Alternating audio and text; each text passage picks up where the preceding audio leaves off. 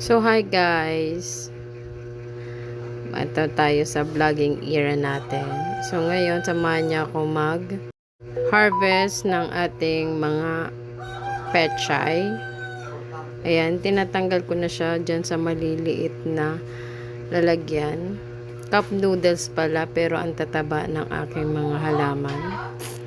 Ayan, nakikita nyo.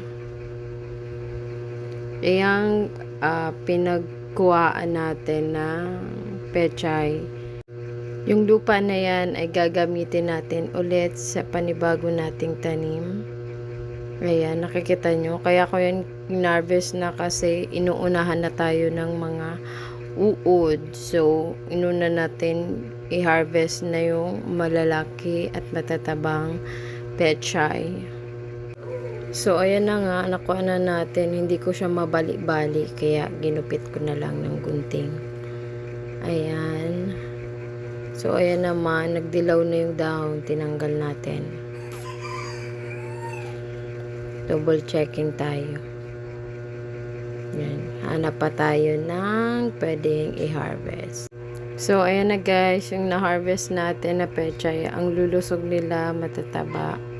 Ayan, nag-gloves ako para i-recycle na natin yung lupa. Tatanggalin lang natin yung stem niya. Tapos, nilagay ko siya sa isang pot. Ayan. Inisa-isa ko.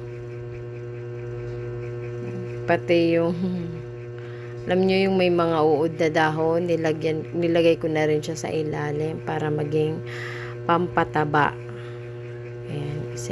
Ayan, nagkuha tayo ng panibagong lalagyan. Tapos, ayan, recycle natin uli yung lupa. Dito yung pamangkin kong cute na makulit. Di niya napapansin na nagbibideo pala ang tita niya. So, ayan.